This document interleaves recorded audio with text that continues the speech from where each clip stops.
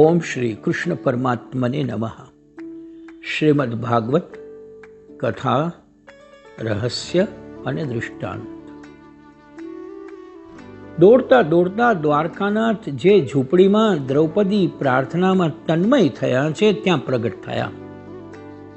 જ્યાં ભક્તો પ્રેમથી કીર્તન કરે છે ત્યાં પરમાત્મા અવશ્ય પધારે છે. કીર્તન એવી રીતે કરીએ કે ભગવાન આવીને ઉઠાડે, હું આવ્યો છું, તારી આંખ ઉઘાડ. દ્રૌપદીને કહે છે, દ્રૌપદી, હું દોડતો આવ્યો એટલે દ્વારકામાં કંઈ ખાઈ શક્યો નથી. મને ખૂબ ભૂખ લાગી છે, મને કંઈક ખાવાનું આપ. દ્રૌપદી હાથ જોડ્યા છે, નાથ, મારા ઘરમાં કાંઈ નથી, અમારું સર્વસ્વ ગયું છે. તમારી બેન ભિખારી થઈ છે, અમારી મશ્કરી ન કરો. બ્રાહ્મણો આવ્યા, તેમને જમાડવાના છે, તેથી તમને યાદ કર્યા છે. તમે તેની વ્યવસ્થા કરો. ભગવાન કહે છે, તેની વ્યવસ્થા પછી થશે, પહેલાં તું મારી વ્યવસ્થા કર, ત્યાર પછી તારે આંગણે આવેલા બ્રાહ્મણોની વ્યવસ્થા હું કરીશ. મને ખૂબ ભૂખ લાગી છે દ્રૌપદી, હું તને જાણું છું. ભોજન કરતાં પહેલાં મારા માટે તું કંઈક રાખે છે. મારા માટે જે કાંઈ રાખ્યું હોય તે મને આપી દે.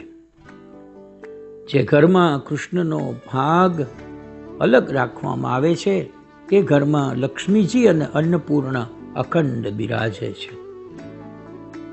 શ્રી કૃષ્ણનો ભાગ ગાય માતાને આપો, નિર્દોષ બાળકને આપો. દ્રૌપદીનો નિયમ હતો, ઉત્તમમાં ઉત્તમ વસ્તુ હોય તે પ્રભુને માટે અલગ રાખે છે. ઉત્તમમાં ઉત્તમ વસ્તુ ઠાકોરજી આરોગે છે, તે તો રસિક શિરોમણી છે.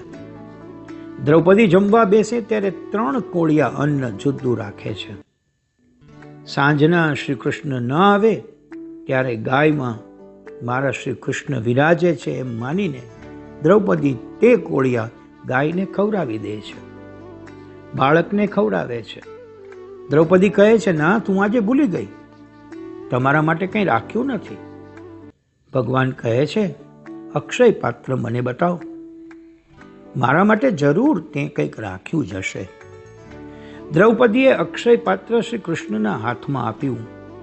અનેક દિવસોનો ભૂખ્યો જેમ શોધી કાઢે તેમ પરમાત્માએ તેમાંથી ભાજીનું એક પાન શોધી કાઢ્યું. પાન ક્યાં ક્યાં હતું? પ્રભુએ પ્રમેય યોગથી ભાજીનું પાન ત્યાં ઉત્પન્ન કર્યું છે. ભગવાન પાન આરોગે છે. ભગવાન તૃપ્ત થયા છે. ભાજીના પાનમાં શક્તિ ન હતી, પણ દ્રૌપદીના પ્રેમમાં શક્તિ હતી કે આજે ભગવાન તૃપ્ત થયા છે. જીવ જ્યારે પરમાત્માને પ્રેમથી આપે છે ત્યારે તેમને તૃપ્તિ થાય છે. સર્વમાં અંતર્યામી રૂપે હું રહેલો છું. હું તૃપ્ત થયો એટલે જગતના સર્વ જીવો તૃપ્ત થઈ જાય છે. પરમાત્માને 1000 વાર મનાવવા પડે છે, ત્યારે કોઈક દિવસ તે આરોગે છે. કનૈયાને રોજ પ્રેમથી જમાડો. કનૈયો કોઈ વખત થોડું આરોગશે તો બેડો પાર થઈ જશે. પરમાત્મા થોડું આરોગશે તો જગતને જમાડવાનું પુણ્ય મળશે. દ્રૌપદીને કહ્યું છે, આજે જગતના તમામ જીવોની તૃપ્તિ થશે. પાન આરોગ્ય છે શ્રી કૃષ્ણ, પણ અજીર્ણના ઓડકાર આવે છે દુર્વાસાને. બ્રાહ્મણોને અજીર્ણ થયું. પ્રભુ જમ્યા એટલે દુર્વાસા વગેરે બ્રાહ્મણો તૃપ્ત થઈ ગયા. યુધિષ્ઠિરે ભીમને આજ્ઞા કરી કે પહેલા બ્રાહ્મણો નાસી જવાની તૈયારી કરે છે, જા, તેઓને જઈને બોલાવી લાવ. ભીમ તેઓને જમવા બોલાવવા જાય છે. મહારાજ પધારો, બધી તૈયારી થઈ ગઈ છે. બધાને તૃપ્તિના ઓડકાર આવે છે. તેઓ જમવા આવવાની ના પાડે છે. દુર્વાસા વિચારે છે, આ કામ કૃષ્ણનું લાગે છે. તેથી દુર્વાસા પૂછે છે, ભીમ, દ્વારકાથી કૃષ્ણ તો આવ્યા નથી ને? ભીમ કહે, તે તો ક્યારના આવ્યા છે, દ્રૌપદીની સાથે વાતો કરે છે. મને કહે, દુર્વાસા મારા ગુરુ છે, તેને મારે આજે પ્રેમથી જમાડવા છે. દુર્વાસા કહે છે, ભીમ, હું એનો ગુરુ નથી, એ તો મારા ગુરુના પણ ગુરુ છે. ભીમ, અમારે હવે ભોજન કરવાની જરૂર નથી.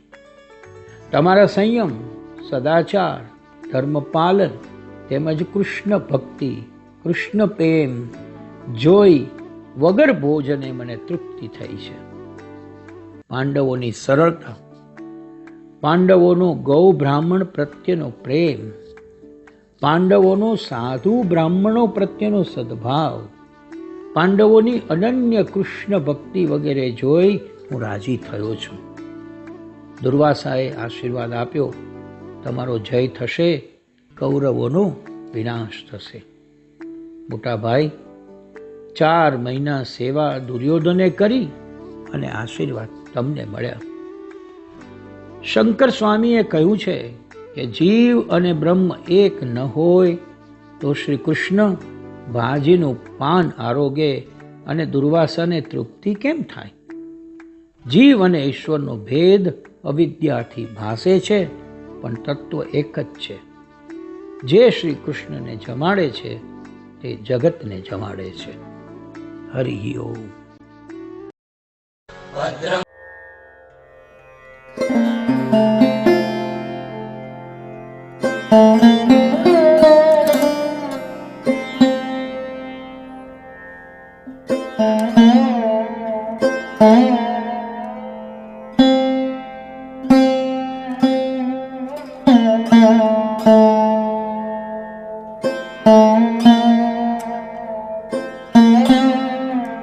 Thank you.